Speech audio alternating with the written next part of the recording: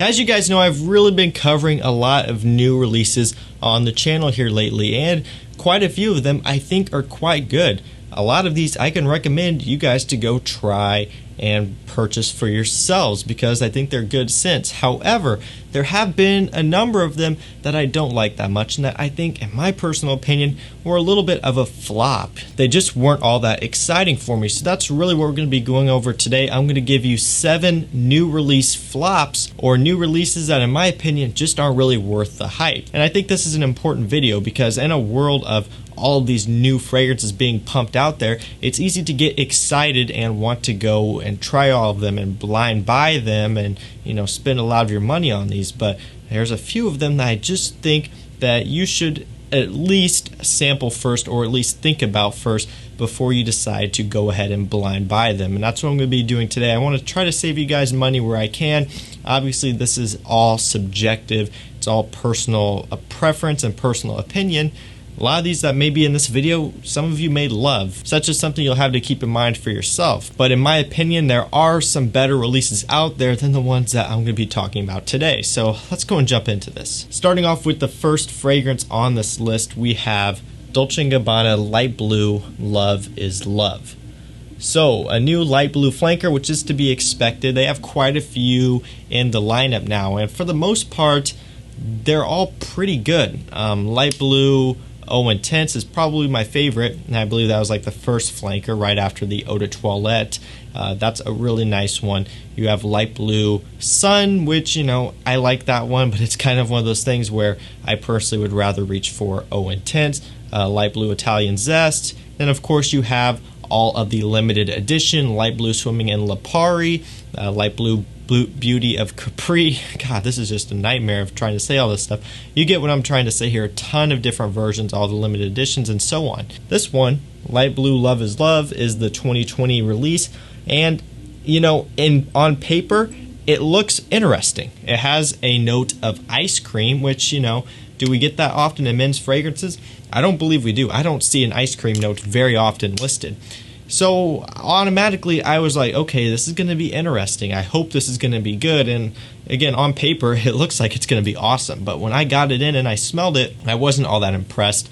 Basically, if you haven't watched my review already, I recommend you go check it out if you want to hear my full thoughts. But just to kind of sum it up here, it's like a sweetened, dumbed down version of the light blue DNA, which really, in my opinion, we don't really need, because light blue as it stands already is pretty easy to wear, pretty simplistic, nothing that's going to be daring or anything like that. And to me, adding a bunch of sweetness over it like this just kind of dumbs it down even more, makes it almost even more mass pleasing, which, you know, for the average consumer is a good move on Dolce & Gabbana's part, right? But for us enthusiasts, that's not really something we want to see. You know, something that's maybe pushing the lines a bit more, like, for example, what Armani has been doing with the Acqua di Gio line of fragrances, Acqua di Gio Absolute Instinct, and even the new Acqua di Gio Profondo. Those push the line, and those are different in terms of an aquatic. This is not different. It's that light blue DNA, which is already pretty popular, but it's cut back even more, and honestly, it's made even more mass-pleasing. In my opinion, much better options out there from Dolce & Gabbana Light Blue, and also just much better new releases than this one. Following that, we have Bath & Body Works Atlantic. This is another 2020 release, and this is another one that I was really excited for. I mean, I saw this one on Fragrantica. I saw the note breakdown, and, you know, you see the people comparing it to Invictus Aqua 2016. So ultimately, I have my hopes up for it. I'm like, oh, this would be pretty cool if it is similar to Invictus Aqua 2016. Obviously, we do have other fragrances out there already that are similar to that one. Mont Blanc Legend Spirit, Davidoff Cool Water Wave. There's a few of them out there. And even Invictus Aqua 2018, right? Just go with the new release of it if you want Invictus Aqua. But I was curious, and I got this for about $30. So I said, what the heck, I'll give it a try. When I got this one in, it really didn't smell all that much like Invictus Aqua at all. It had a little bit of an Invictus-y, bubblegummy type of smell to it, but it's much more sweet and just overall different than Invictus Aqua. So this is another one that I have covered in a review telling you that, yo, this is not an Invictus Aqua clone, so there's the short of it right there. No, this does not smell all that much like Invictus Aqua at all. If you want Invictus Aqua, don't go with this fragrance. But I'm not saying it's a bad fragrance. But what I am saying is that, you know, as a new release in general, not really all that exciting. I would put your money elsewhere. You know, again, you're only going to be paying, I paid $30 for it at the time. It could even be cheaper now, but still, you know, that's $30, that's $20, whatever it may be, that you could put towards something else that offers a lot more value. In my opinion, this one really just doesn't have a lot to offer. Moving up next here, we have a tie. We have Azzaro Fun and we have Azzaro C. I'm sorry, Azzaro. I'm sorry. I had to do it to you guys. I don't like these fragrances at all. Azzaro C, I have reviewed on the channel. It's patchouli, it's C notes, it's, I believe, some sort of citrus as well. I can't remember what it is. Does not smell like a fragrance that should be named C, and it doesn't smell like a fragrance that should have this color of a bottle. Just plain and simple. Not really much of an aquatic at all. Not really much of a summer fragrance at all. I like patchouli in general, but I don't like it all that much in this fragrance. Azzaro Fun, I just recently picked up thinking it would be better, and it's not. So I haven't done a review on this one.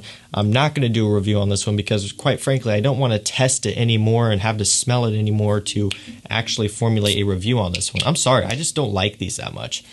This one has blood orange.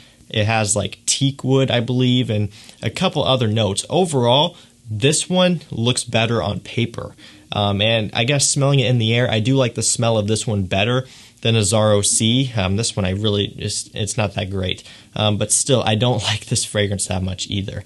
They both kind of have a similar like backbone, a similar structure going on, and really they just don't offer much in my opinion. This should look familiar to you because I just did a review on it, and in that review, you would know that I don't like this one that much either. If you are interested, you can go check that review out. I did mention that this one is more summery smelling than Calvin Klein Eternity Summer 2020. In my opinion, the Eternity Summer is miles better than this one. I really like that version. I don't like this one that much. It just didn't really offer much either. Very basic, very bland, very generic. It has like orange, it has sea salt, but it's just not executed very well in my opinion. And again, it's all about value, and I just don't think this offers really any at all. Even at about $20, there are better fragrances out there that you can get for $20 that are going to have better quality, that are going to smell better, that are going to perform better. This one, in my opinion, a bit of a flop. I do think there are better summer releases from Calvin Klein and just better new releases in general. So I would give this one a pass. Up next, we have Polo. What is it? Polo Deep Blue? I believe that's what it is. Polo Deep Blue Parfum. Something along those lines. I know there's Ultra Blue and all this stuff. Polo Deep Blue, another new release focusing on ambroxan. So it's that Polo DNA with a heavy ambroxan note. Do we need that? I mean, you can argue that we don't need a lot of the other blue ambroxan fragrances either. So I'm not going to bring up the argument of, oh, it's another ambroxan fragrance, I'm going to write it off right away, because I like ambroxan fragrances and you guys know that.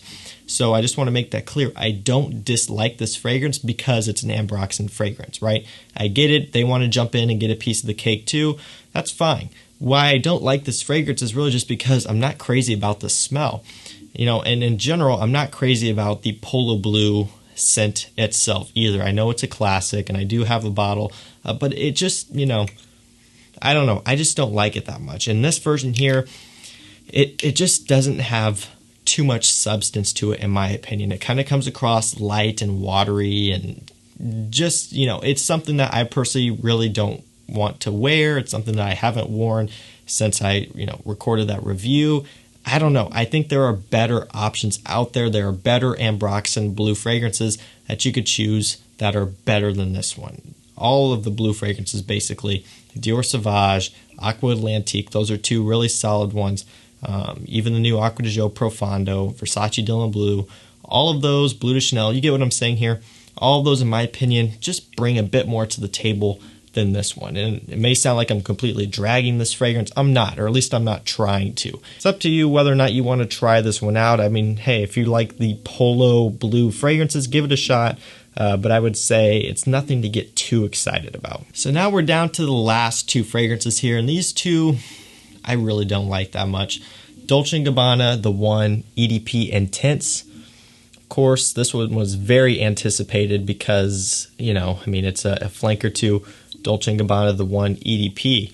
Well, let's just spray this one because I haven't sprayed it since that review. I mean, you can even tell there was hardly anything in the atomizer. That sucks. That's boring. If you want, I don't even want to get into it actually. So yeah, Dolce & Gabbana, the one EDP Intense, very let down in my opinion. Uses cashmere, uses, what is it, ISOE Super. I believe it's using those two notes to a heavy extent.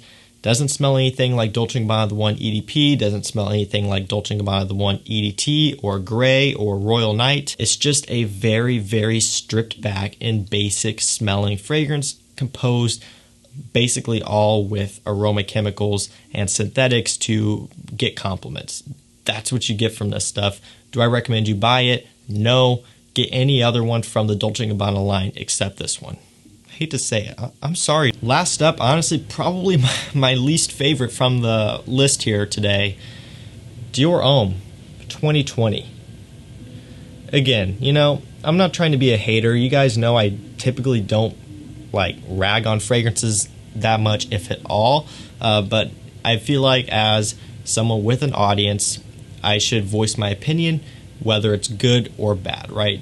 The majority of what you see on the channel is good because I really only buy fragrances that I like, and I really only focus on fragrances that I like.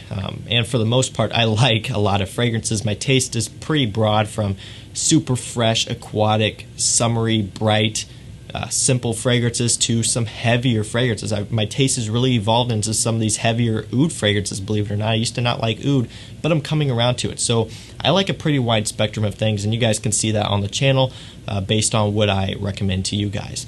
And again, for the most part, I like most everything that I try, but there are some out there, like the ones in this list, that just don't do it for me. And Dior Homme 2020, really more of a letdown than anything. It's just the fact that Dior went this direction with the Dior Homme line. Cashmere, ISOE Super, aroma chemical. Nothing against aroma chemicals, but when you're using them as the forefront, especially these ones, I don't like those notes that much in general, especially cashmere. I like it in the background to add substance, but as a dominant note, I just don't like it that much. No iris in this anymore. They took that out. That's what made Dior Homme so popular. That's what revolutionized the fragrance community in terms of utilizing iris, and we don't have that in here. Very, very stripped back, very, very much marketed for the consumer. And, you know, I mean, you take a normal guy who doesn't know anything about fragrances, put him in a Dior boutique, put him in a department store, whatever, and he picks this up and he smells it, he's probably going to love it. That's great. Dior's going to get sales from that, and you know that's what they want. But for us enthusiasts, especially us who come from the Dior Homme line, that was the fragrance that got me into Iris, Dior Homme Intense. But still, that was the line that really got me into it and really helped my taste evolve. You know, when I go from all of those to this, it's a letdown, and you can't tell me that it's not a letdown either if you love that Iris and that Dior Homme Intense, Dior Homme Parfum, Dior Homme Eau de Toilette, all of those fragrances. And then you go to smelling this. I mean, come on, you know, again, does it smell awful? No. And would I hate on it as much as if it is in a different bottle? No. I mean, it's just the fact that Dior did this with their new Dior Homme. I mean, that sucks. You know, I've thought about making a video of me just like destroying this bottle, but honestly, that might be a little bit too much. But, you know, I'm not going to say it hasn't crossed my mind. So guys, that was going to do it for me. That was 7 new release flops. Fragrances that are new but just don't offer a whole lot, and ones that I recommend that you maybe not try. Hopefully you guys enjoyed this video. Again, there's been a lot of new releases that I have tried and that I've loved. These are just 7 of them that really kind of let me down, unfortunately. So hopefully you guys enjoyed the video. Hopefully it helped you out. Make sure you stay safe out there in all this craziness going on. Stay inside. Keep watching these videos. Keep watching other YouTube videos. I'm trying to keep you entertained for at least 10 to 15 minutes of your day, you know, as much as I can do. So stay healthy, stay safe. I'll see you tomorrow night with another one. Take care.